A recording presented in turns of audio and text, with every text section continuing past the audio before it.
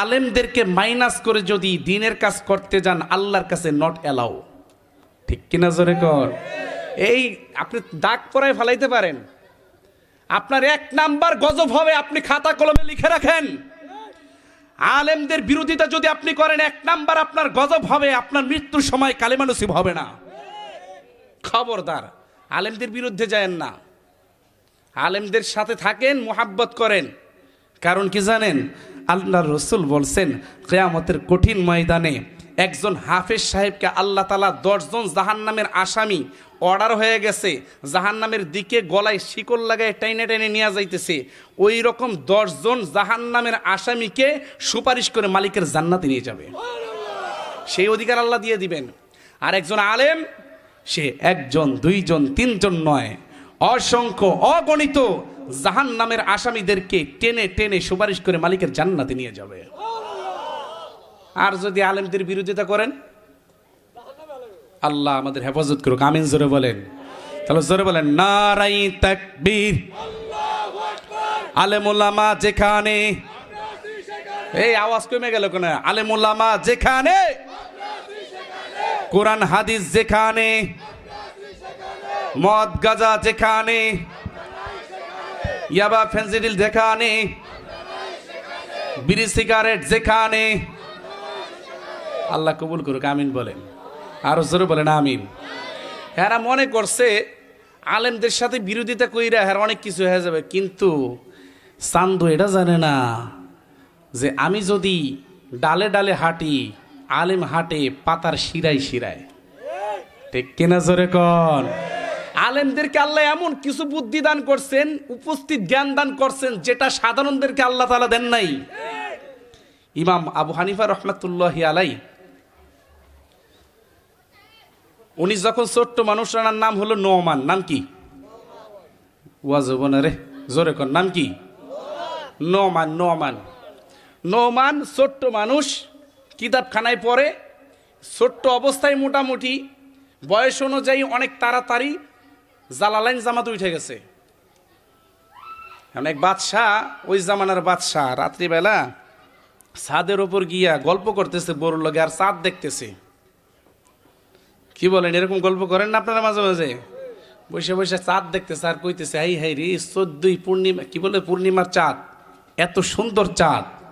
খ খ করতেছে, বিবিরে দেখো চাঁদটা কত সুন্দর। হ অনেক সুন্দর তো। হ যত সুন্দরী হোক, তোমার চেহারা চেহার বেশি সুন্দর না। বৌরি কি কয়, তোমার চেহারা চেহার বেশি সুন্দর না। কয় তুমি আমার পাম দিও না তো। মানুষ কোনোদিন কি চাঁদের চেয়ে বেশি সুন্দর হয়? এই চাঁদ উঠছে, সারা পৃথিবী আলোকিত হয়ে গেছে, আর তোমার বউ ঘরে গেলে তো ঘরে আলোকিত হয় না। তুমি আমার পাম দেও, আমি বুঝি না বুঝি। কয় দেখ আমি পাম দিই না, সত্যি সত্যি তুই চাঁদের চাইতে বেশি সুন্দর। কয় দূর, অন্য কোনো পেশাল থাকলে পারো তো। কি কও তুমি? হ আমি যা কইছি তাই। কয় তুমি এই পিসটা উল্টাও তো, অন্য কথা কও। কয় আমি কইছি তুই ওই চাঁদের চাইতে বেশি সুন্দর, যদি সুন্দর বেশি না হস তাহলে তুই 3 তালাক। দিছে না কামসাইরে?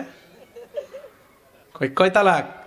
3 তালাক। আর কোনো স্পেস রাখে নাই, অপশন রাখে নাই।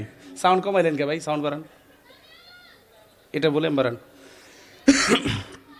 আল্লাহ, এখন এই কথা কইছে পরে ভাইজান, আগেকারের বাদশাহ এবং বাদশার স্ত্রী আপনার আমাদের মতো না। এখন তো নির্বাচনের আগে টুপি মাথায় দেয়, দাড়ি রাখে, নামাজ পড়ে, নির্বাচনের পরে দাড়ি টুপির বিরোধিতা করে। ঠিক কেনা জোরে বলেন? আর বলে ধর্ম ব্যবসায়ী নাকি হুজুররা। ধর্ম ব্যবসা কারা? এই যে নির্বাচন আসতেছে, এখন দেখা যাইব, এখন দেখবেন মাঝে মাঝে পাগড়িও লাগাইব, দাড়ি, এরপরে টুপি, মাশাআল্লাহ, মসজিদে মাহফিলে সব জায়গায় পাইবেন। কিন্তু যখন নাকি নেতা হয়ে যায়, তখন আলেমদেরকে 4 আনার দাম দেয় না। ঠিক কেনা জোরে বলেন? মাহফিলের বিরুদ্ধে কথা বলতে দ্বিধাবোধ করে না, কোরআনের কথা বিরুদ্ধে কথা বলতে দ্বিধাবোধ করে না, হাদিসের বিরুদ্ধে কথা বলতে দ্বিধাবোধ করে না।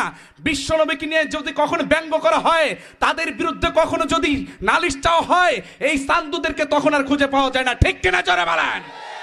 এমন নেতা আমরা দেখতে চাই না ক্ষমতায়। আমরা এমন নেতা দেখতে চাই যারা নির্বাচনের আগেও মুসল্লি থাকবে, নির্বাচনের পরেও মুসল্লি থাকবে। ঠিক কিনা জোরে বলেন? আপনারা কারা ধর্ম ব্যবসা করেন আর কারা করেন না এটা আমরা ভালো করে চিনি। খবরদার, আল্লাহ আমাদের বুঝবার তৌফিক দান করেন। এখন আল্লাহর বান্দা এই কথা বলার পরে এখন বউ কয়, হনো তুমি যে কইছো 3 তালাক, তালাক তো 3টা হয়ে গেছে। কারণ চাঁদের চাইতে মানুষ তেমনি বেশি সুন্দর হয়। এখন জামাই কয়, হায় হায় এইটা কি করলাম, তালাক দিছিলাম একটা দিছিলাম, এক লগে দেখে 3টা মেরে দিলাম, কামটা হইল কি? কয় হন তোর লগে তো আমি দুষ্টামি করে কইছি। কয় তুমি দুষ্টামি করে কও, যাই করে কও, তালাক হয়ে গেছে। এবার টেনশনে পড়ে গেছে, আলাদা রুমে শুইছে। পরের দিন সকালবেলা বাগদাদ শহরের বড় ইফতা মাদ্রাসায় গেছে। হুজুর একটা ফতুয়া লাগবো। কি ফতুয়া? কয় আমি তো জোশের ঠেলায় হুশ হারাই আমার বউরে তো 3 তালাক দিয়ে দিছে, আমার বউ আছে না গেছে? কয় বউরে আলাদা করছেন নি? কয় হ করছি। কয় আপনার বউ শেষ, ফিউজ হয়ে গেছে।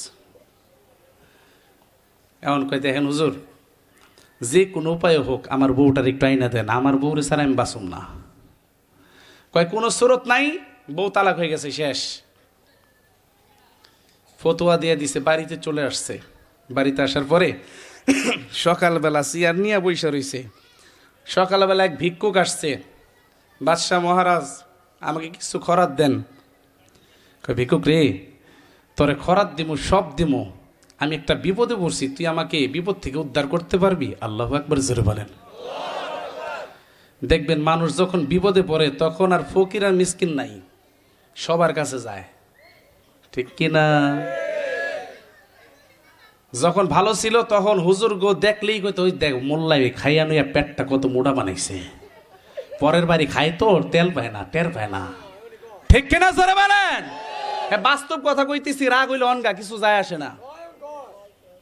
আবার যদি বেড়ায় হ্যাংলা হয়, কয় দেখছো পরের বাড়ি খাওয়ান মনে পায় না, এজন্য না খাইতে খাইতে একবার হুগাই গেছে, হুটকে হয়ে গেছে। কয় কি কয় না? আবার যখন বিপদে পড়ে প্যারালাইসিসের রোগী হয়ে যায়, তখন কত দোষ রে, কত দোষ, তুই আমার একটু হুজুর কাছে নিয়ে যা রে বাবা, আমার যে কি হইল রে, হুজুর একটু ফুটিয়ে দেন তো, আমার কি হইল একটু দেখেন তো, ঠিক কিনা জোরে বলেন। এতদিন এই বেড়ায় হুজুর একলা বাস দিছে, আর এখন হুজুর কাছে যাই ফুল লিগা, আছে না নাই? আরো জোরে বলেন, আছে না নাই? কথা মনে একটু হিট বেশি হয়ে যেতেছে, তাই না? হ্যাঁ, বাস্তবতা যেটা যেটা দেখি সেটাই বলি। আল্লাহর বান্দা এবার ভিখারিকে বলতেছে, কয় ভিক্ষুক রে, তোরে আমি ভিক্ষা দিব, তবে আমি একটা বিপদে পড়ছি, তুই আমার একটা পরামর্শ দিবি, এই বিপদ থেকে কেমনে উদ্ধার হইতে পারি? কয় স্যার আপনি কি বিপদে পড়ছেন একটু কন তো। কয় আমি তো এমনি এমনি আমার বউরে 3 তালাক দিয়া ফেলাইছি, এখন কোনো হুজুর ফতোয়া দিতেছে না, সবাই বলতেছে 3 তালাক হয়ে গেছে, আমার বউডারে কেমনে আনা যায়, একটু ব্যবস্থা করা পারবি? কয় স্যার আপনি যেই মাদ্রাসায় গিয়েছিলেন ওই মাদ্রাসায় একটা ছাত্র আছে, নাম হলো নোমান। আল্লাহু আকবার জোরে কন, আরো জোরে বলেন, জোরে বলেন, জোরে বলেন, জোরে বলেন। এ মিয়া, ইমাম আবু হানিফা রহমাতুল্লাহি আলাইহি যার নাম শুনেন, তিনি হইলেন নোমান ইবনে সাবেত। স্যার আপনাদের বাড়ির পিছনের এলাকায় ওই বাচ্চাটার বাড়ি, প্রত্যেক দিন আপনার বাড়ির সামনে দিয়ে ভাতের বাটি নিয়ে যায় আর আসে, ও কিছুক্ষণ পরে আপনার বাড়ির সামনে দিয়ে যাবে। স্যার ও যে এমন এমন মাসালা দেয়, মাঝে মাঝে হুজুররাও থ খায়া যায়। আল্লাহু আকবার জোরে বলেন। একটু পরে যাইতেছে, এই সোনামণি এদিকে আসো। নাম কি? চাচা আমার নাম নোমান। বাবার নাম কি? সাবেত। কই পড়ো? ওই মাদ্রাসায় পড়ি। কোন জামাতে? জালালাইন। বাজান তোর কথা তো অনেক শুনছি, আমি একটা বিপদে পড়ে গেছি, তুই আমার উদ্ধার করবি। কি বিপদ চাচা? বাবা আমি তো এমনি এমনি আমার বউর সাথে মস্কারা করতে করতে 3 তালাক দিয়া ফেলাইছি, এখন আমার বউ কি আছে না গেছে? চাচা মাদ্রাসায় গেছিলেন? কয় হ। হুজুররা কি কইছে? কইছে নাই, শেষ। চাচা আচ্ছা আমি যদি কই আমার চাচি আছে তাহলে আমার কি দিবেন? আল্লাহু আকবার জোরে কোন, আরো জোরে বলেন, জোরে জোরে জোরে জোরে জোরে। আপনি কি দিবেন? কই তুই যা চাস আমি তাই দিব, বরঞ্চ তোকে আমার রাজ্যের অর্ধেকটা দিয়ে দিব। আল্লাহু আকবার জোরে বলেন। বলে চাচা আমার রাজ্যের অর্ধেক কিছু দরকার নাই, আপনি আমার মাদ্রাসায় আসেন, আমার ক্লাস টাইম হয়ে গেছে, ওখানে আসেন, এরপরে দেখি। পরের দিন অফিসে গিয়ে বসছে, হুজুররা কয় বাদশাহ সাহেব কি অবস্থা আপনার? কয় কি আর অবস্থা, ওই পুরান মামলা নিয়ে এখনো ঘুরতাছি। তা আপনারা না কইলাম যে বউ তালাক হয়ে গেছে, আর রাহে নাচতে কথা কন, আমি বড় মুফতির কাছে ফতোয়া লিগাইছি। আল্লাহু আকবার জোরে কন। কয় এই বাগদাদ শহরে আমাদের চাইতে আবার বড় মুফতি কে? এই কার কথা কন আপনি? কর নাম হলো নোমান, আপনাদের মাদ্রাসারই ছাত্র। এক হুজুর আরেক হুজুর জিগাই নোমান কেডা রে? কয় হুজুর ওই আছে নোমান নামে একটা ছেলে আছে, ও তো একের পুস্কা, সবে মাত্র জালালাইন পড়ে, ও আবার মুফতি হলো কবে? আর রাখেন ওটারই ডাক দেন। আল্লাহু আকবার কন। নোমান আসছে, আসার পরে হুজুররা কয় এই নোমান তুই বাদশারে কি কইছো? কয় কো আমি তো কিছু কইলামই না। তুই বলে কইছস যে তোর চাচি আছে? কয় এখন কি কইছি যে আছে, আমি বলছি যদি কই আছে। এখন বাদশা কয় নোমান তুই কথা আর পেঁচাইস না, তুই সোজা সাপটা ক তোর চাচি আছে না গেছে? কয় আমার এই হুজুররা কি কয়? কয় তোর হুজুররা যা মনে চায় তাই কয়, তুই কি কস? আমি বললাম আমার চাচি আছে। ওয়াজ কি ওয়াজ করে, আমার কোনো জোশই নাই। আমি আবার বলতেছি নোমান তুই বল তোর চাচি আছে নাকি গেছে? কয় আমি বললাম আমার চাচি আছে। কেমনে কেমনে কেমনে কেমনে কেমনে হুজুররা ধরছে, ক এই দলিল দে, আমরা ফতোয়া দিছি তুই ফতো উল্টে ফেলাইলি, দলিল দে। নোমান এবার ডেকে বলেন উস্তাদ জি আপনি কি কালামে মাজিদের ওই আয়াত তেলাওয়াত করেন নাই? লাকাদ খলাকনাল ইনসানা ফি আহসানি তাকওয়িম। কিসের চন্দ্র কিসের সূর্য, কিসের চন্দ্র কিসের সূর্য, কিছুই সুন্দর নয়, সবচেয়ে বেশি সুন্দর মানুষ আল্লাহ তাআলা কয়। সবচেয়ে বেশি সুন্দর মানুষ আল্লাহ তাআলা কয়। বলে উস্তাদ জি আমার আল্লাহ বলছেন সবচাইতে বেশি সুন্দর করে আমি মানুষ বানাইছি। ও উস্তাদ জি আপনি কি ওই আয়াত তেলাওয়াত করেন নাই গো? বাজান এই কথা শোনার সাথে সব উস্তাদরা থক হয়ে গেছে। যে উস্তাদে তাফসিরে জালালাইন পড়াইছে তিনি কান্নায় জর্জরিত হয়ে গেছেন। নোমান রে তর্কেই তো আমি এই আয়াতের তাফসির পড়াইছি, বাবা আমার জেহেন থেকে ছুটে গেল, তুই কেমনে মনে রাখলি রে? হঠাৎ করে এক উস্তাদ ডেকে বলে আপনারা সবাই শোনেন, আমার এই ছাত্র কোনো সাধারণ ছাত্র না, এই ছাত্রর সাথে আমার আল্লাহর সাথে সরাসরি সম্পর্ক। সাথে সাথে বাজান নোমান ইবনে সাবেত চিন্তা করছে উস্তাদরা তো এখন লজ্জিত হয়ে যাচ্ছে। সাথে সাথে ডেকে বলে বাদশাহ আপনি ভাবছেন আমার হুজুর এই মাসলা জানে না? আল্লাহু আকবার কর। আপনি ভাবছেন আমার হুজুররা জানে না? আমার হুজুররা দেখাইলো আমার ছাত্ররা এত বড় বড় মাসালা দিতে পারে, না জানি এই মাদ্রাসার হুজুররা না জানি কত বড় মাসালার উত্তর দিতে পারে। বাজান বাদশা ডেকে বলে নোমান রে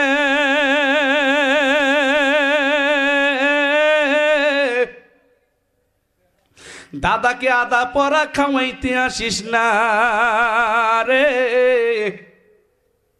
তুই আমাকে কি বুঝাবি না বুঝি সব কিন্তু আমি বুঝি। এ নোমান তোকে আমি বলছিলাম তুই যা চাস আমি তাই দিব, প্রয়োজনে আমার রাজ্যের অর্ধেকটা তোকে লিখে দিব। নোমান বল বাবা তুই কি চাস, আমি সব দেওয়ার জন্য প্রস্তুত আছি। নোমান ইবনে সাবেত এবার ডেকে বলে ও বাদশাহ মহারাজ আমার টাকারও দরকার নাই, পয়সারও দরকার নাই, আমাদের মাদ্রাসায় আপনি 3 বেলার খাবারের ব্যবস্থা করে দিবেন এবং মাদ্রাসার যে ঘরগুলো ভাঙাচোরা আছে এগুলোকে ঠিক করে দিবেন, এতেই আমি নোমান খুশি রয়েছি। আমার যুবক ভাইরা রে অনেকে মনে মনে ভাবতেছেন হয়তো আলেমদের চাইতে আমি বড় পণ্ডিত হয়ে গেছি, আলেমদের চাইতে আমি বড় জ্ঞানী হয়ে গেছি। আলেমরা কি বুঝে, একটা পাগড়ি টুপি পইরা বড় লম্বা জামা গায়ে দিয়ে রাস্তা দিয়ে হাঁটে, হে বেটা মনে কিচ্ছু বোঝে না, দুনিয়ার হাব ভাব কিচ্ছু বোঝে না। আমার যুবক ভাইরা রে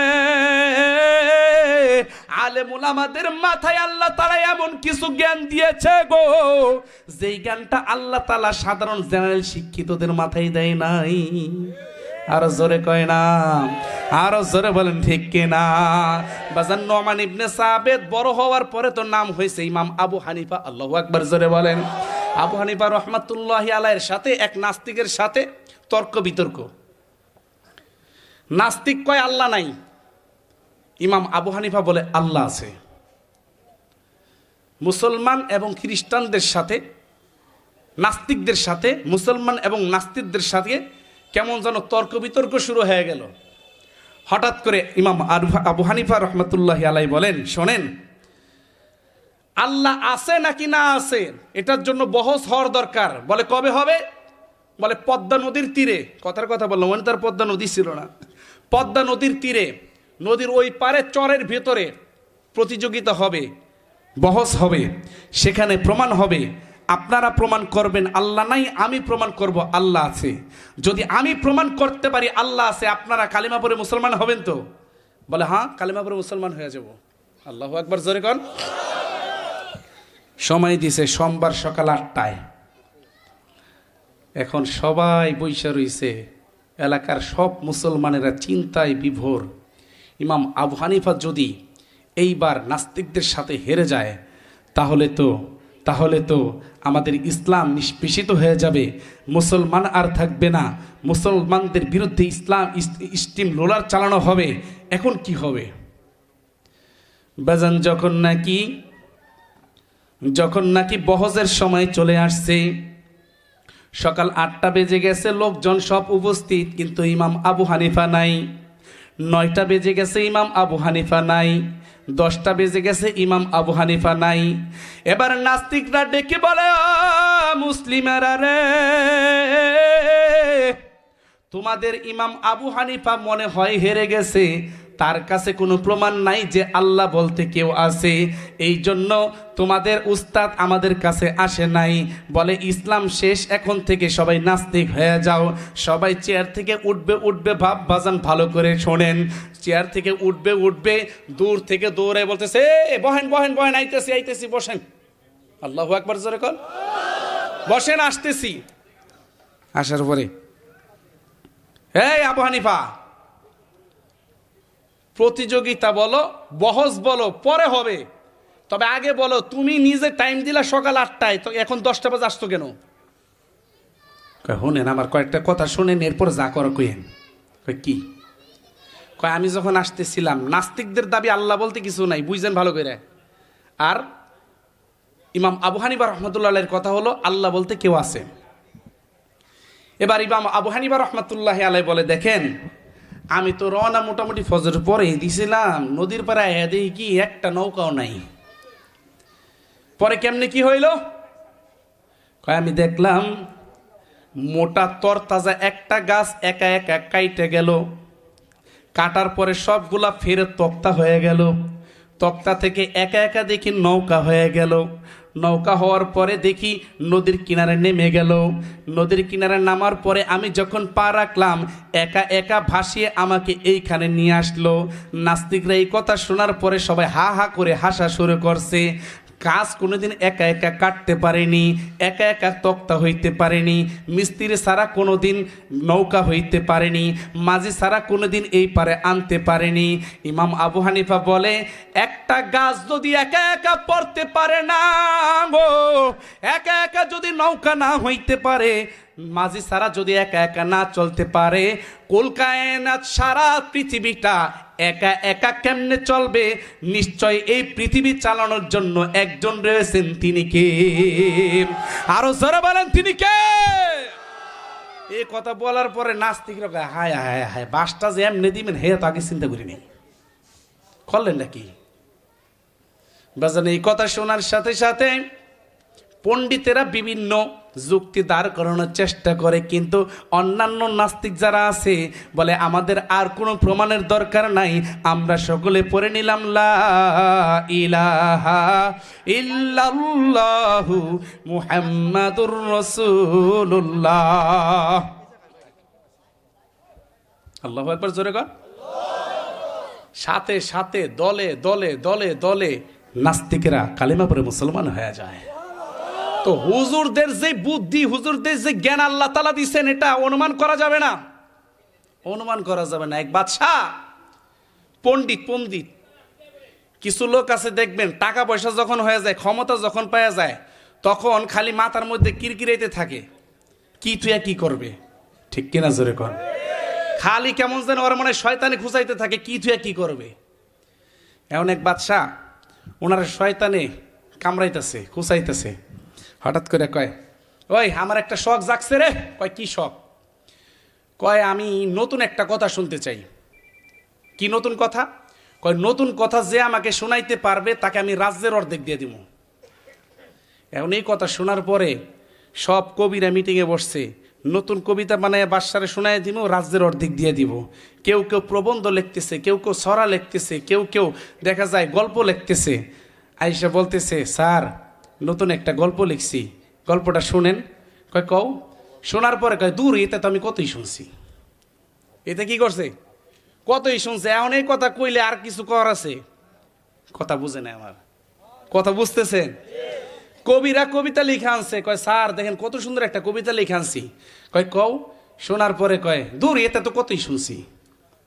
এখন যেই গল্প শোনায়, যেই কবিতা শোনায়, বলে এতে তো আমি কতই শুনছি। এবার ওলামাই কেরাম মিটিংয়ে বসছে, চোরার ঘরে চোরাই যা শুরু করছে, এই চোরাই তো আস্তে আস্তে আস্তে আস্তে খোদা দাবি করা শুরু করব। যা শোনায় কয় কতই শুনছি, যা শোনায় কতই শুনছি। এই কবিরা কয়, স্যার আপনি এই কবিতা কেমনে শুনবেন? গত রাত সারা রাত জায়গা আমি কবিতাটা বানাইছি। তাও কি কয়, এ তো আমি কতই শুনছি। এবার ওলামাই কেরাম মিটিংয়ে বসছে, এ চোরার একটা সাইজ করার দরকার। হঠাৎ করে এক মুস্তিদের মুয়াজ্জিন ডাক দিয়ে কয়, আমি চোরারে সাইজ করুম, আমি চোরারে সাইজ করার জন্য আছি। কয় তুমি পারবা? কয় হ্যাঁ। পরের দিন গেছে, সিরিয়াল ধরে গেছে বাদশার সাথে দেখা করতে। বাদশাহ আপনি নাকি নতুন গল্প শুনলে বা নতুন কথা শুনলে রাজ্যের অর্ধেক দিয়ে দিবেন। কয় হ্যাঁ, তাতে কি হয়েছে? আমি শোনাইতে আইছি। কয় বড় বড় জজ ব্যারিস্টার এমপি মন্ত্রীরা পারলো না, আর তুমি মোল্লাইছো, সরেন থেকে লাইন থেকে সরো। কয় স্যার আমি মোল্লা হয়েছি, তাতে কি হয়েছে? আমার কি নতুন কোনো কথা থাকতে পারে না? কয় দা ওই দাও, সময় নষ্ট করে না, তুমি যাও। কয় না স্যার। অনেকজনকে স্যার যেহেতু এত করে বলতেছি, তাহলে একটু শোনেন। শর্ত ছিল কি? নতুন কথা, বুঝলেন ভালো করে? শর্ত কি ছিল? নতুন কথা। এবার মুয়াজ্জিন সাহেব ডেকে বলতেছেন, আচ্ছা বাদশা সাহেব, আপনার বাবার কাছে আমার বাবা যে 500 কোটি টাকা পাইতো, এটা কি আপনি জানেন? যদি জানেন এখন পর্যন্ত টাকা দেন না কে? 2-1 টাকার ব্যাপার নাকি? আর না জানলে রাজ্যের অর্ধেকটা দেন। নতুন কথা শুনতে চাইছে না? কয় যদি জানেন তাহলে টাকা দেন না কে? 2-1 দিন হয়েছে নাকি? আর 500 কোটি টাকা এটা কি বাড়ির কাছে নাকি? আর যদি না জানেন তাহলে নতুন কথা, তাহলে রাজ্যের অর্ধেক দেন। আল্লাহু আকবার, জোরে কন, আর জোরে বলেন না আল্লাহু আকবার। বাজান শুধু তাই নয়, উলামায়ে কেরামদেরকে আল্লাহ তাআলা এমন কিছু চিকন বুদ্ধি দান করেছেন, আপনি চলবেন ডালে ডালে, আলেম চলবে শিরাই শিরাই, ঠিক কিনা জোরে বলেন। এক মাদ্রাসার এক হুজুর একেবারে নিরপরাধ রাতে ধরে নিয়ে গেছে, কোনো অপরাধ নাই। বুঝেন না? এই যে কয়দিন আগে দেখছেন না, কোনো অপরাধ নাই, হুইদা হুদি বেচারার বউ নিয়ে গেছে রিসোর্টে, সেই বেচারার কাবিন নামাজে এই কয়ে সেই কয়ে বেচারার জেলের মধ্যে ধরে রাখছে। কথা বলেন না কেন? ওলামায়ে কেরামদের উল্লেখযোগ্য কোনো অপরাধ পায় নাই।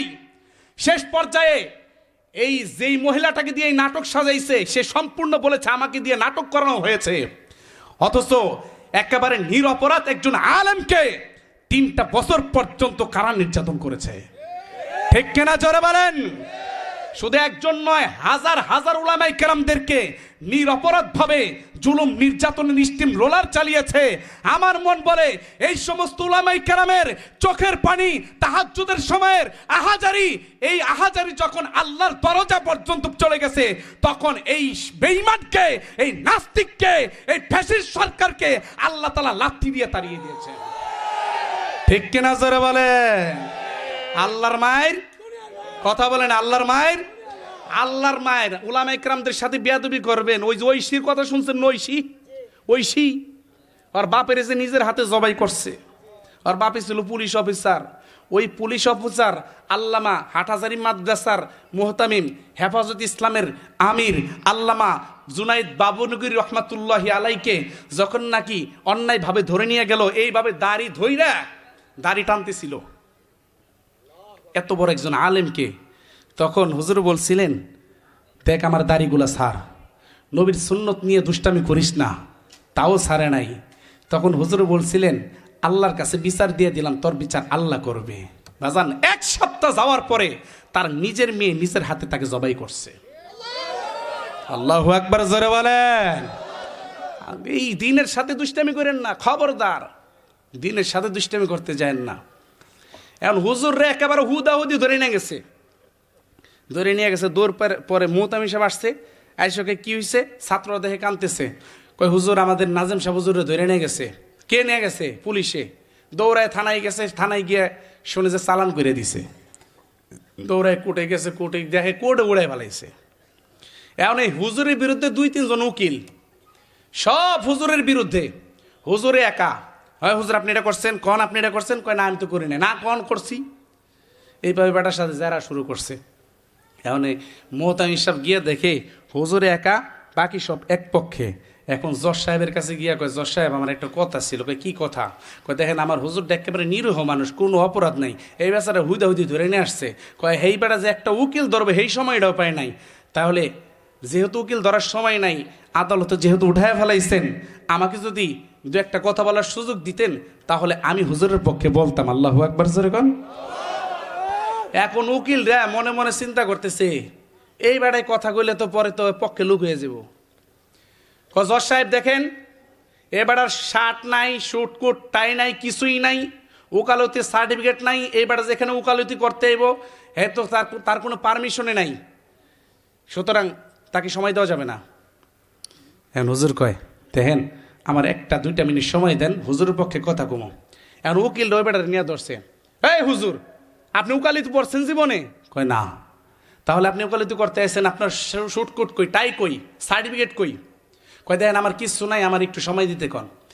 এখন ওনারা মনে মনে চিন্তা করতেছে, জজ সাহেব তো তাবলিগ করে, দিলটা নরম, আবার সময় দিয়েই দেয়নি। কয় জজ সাহেব হ্যাঁ সময় দিবেন তো, একটা কথা বলার সময় দিবেন, আমরা তাকে জিজ্ঞেস করবো আপনার হুজুর এই কাম করছে, হইলে কইব, করলে কইব হ করছে, নাইলে কইব না করে নাই, একটা কথা বলতে পারবে। এখন হুজুর কয়, বাদশাহ সময় যেহেতু দিবেন তাহলে একটু ভালো করেই দেন, এই হা না দিয়া কথা কওয়া যায়নি। উকিল দেখো এই কইছিলাম আপনি হুজুর মানুষ, ওকালতি পড়েন নাই, কিছু করেন নাই, আপনি কিছু কইতে পারবেন না, এর লিগাই কইছিলাম। এখন হুজুরে ডেকে বলে, আচ্ছা হা না দিয়ে আপনারা কথা বলতে পারবেন? হ্যাঁ অবশ্যই পারবো, কারণ আমরা ওকালতি পড়ছি। আচ্ছা রেডি হন তাহলে, আমার সাথে কথা বলেন। কয় ঠিক আছে। এবার হুজুর এবং উকিল 2 জনে লাগছে। হঠাৎ করে হুজুরে ডেকে বলতেছেন, আচ্ছা উকিল সাহেব আপনার বাপে যে আগে সুপারি চুরি করতো, হে অভ্যাসটা কি আছে না গেছে? কথা বুঝে নাই। যদি কয় অভ্যাস নাই তার মানে সুপারি চুরের পোলা, আর যদি কয় আছে তার মানে সুপারি চুরের পোলা এখন ওকালতি করতেছে। ঠিক কিনা জোরে বলেন? কারণ হা বা না একটা কইতে হবো তো, ওইলে কইতে হবো হ্যাঁ আছে, নাইলে নাই, যে কোনো একটা কইতে হবো। বাজান এই কথা শোনার সাথে সাথে উকিল এবার কান্না শুরু করে দিছে। অন্যান্য উকিলরা ডেকে বলে, স্যার এটা কথার মার প্যাস, এখানে তো কান্নাকাটি করার কিছুই নাই। বলে দেখো আমি হুজুরের কথাই কান্না করতেছি না, বলে আজ থেকে 21 বছর আগে আমি একটা আল্লাহর রসুলের হাদিস পড়ছিলাম, উলামায়ে কেরাম নাকি কিয়ামতের কঠিন ময়দানে মানুষদেরকে উকালতি করে মালিকের জান্নাতে নিয়ে যাবে। আমি তখন এই হাদিসটা পড়ছিলাম আর হাসাহাসি করছিলাম। আল্লাহর রসুল আলেমদের ভিতরে উকালতির কি যোগ্যতা দেখলো, হইলে কইলে আমাদের কথা কইতো, আমরা নাইলে সুপারিশ করতাম, হুজুররা তো উকিল হওয়ার যোগ্য না। আজকে 21 বছর পর আমি বুঝে গেছি কিয়ামতের কঠিন ময়দানে উকালতি করার যোগ্যতা যদি কারো থাকে একমাত্র উলামায়ে কেরামের আছে, অন্য কারো ভিতরে নাই। ঠিক না বা ঠিক জোরে বলেন? আমার যুবক ভাইরা, আলেম ওলামাদের সাথে পণ্ডিতি করতে আইসেন না। ও আমার এতাতি যুবক ভাইরা, বৃদ্ধ বাবারা, আপনারা আমাদের দিনী ভাই, আমরাও আপনার দিনী ভাই। আপনিও মালিকের জান্নাতে যাইতে চান, আমিও মালিকের জান্নাতে যাইতে চাই। আপনার নবী মুহাম্মদ, আমার নবী মুহাম্মদ, আপনার কোরআন আল কোরআন, আমার কোরআন আল কোরআন। আপনি যেই জান্নাতে যাইতে চান আমিও সেই জান্নাতে যাইতে চাই। আপনি যে মদিনাওয়ালার পাগল, আমিও সেই মদিনা ওয়ালার পাগল, ঠিক কিনা জোরে বলেন। সুতরাং আপনাদের সাথে আমাদের কোনো ভেদাভেদ নাই, আপনাদের সাথে আমাদের কোনো ঝগড়া নাই। তখন থানবী রহমাতুল্লাহি আলাইহি বলছিলেন, ইলিয়াস রে ঠিক আছে মাওলানা, তুমি এই কাজগুলো করতে থাকো। বাজান এই অনুমতি যখন দিয়ে দিয়েছেন, সাথে সাথে ইলিয়াস রহমাতুল্লাহি আলাইহি সারাটা রাত খানকার চতুর্দিক দিয়ে ঘুরতেছিলেন আর চিৎকার মেরে কান্না করতেছিলেন আর বলতেছিলেন, শায়েখ আমার, আমি ভাবি নাই যে আপনি এই কাজের জন্য পারমিশন দিবেন। বাজান তাবলিগ জামাতের যে প্রতিষ্ঠাতা তিনি আলেমদের মুয়াফেক ছিলেন, আলেমের অনুমতির অপেক্ষায় ছিলেন, এমনকি তিনিও মস্ত বড় একজন আলেম ছিলেন, ঠিক কিনা জোরে বলেন।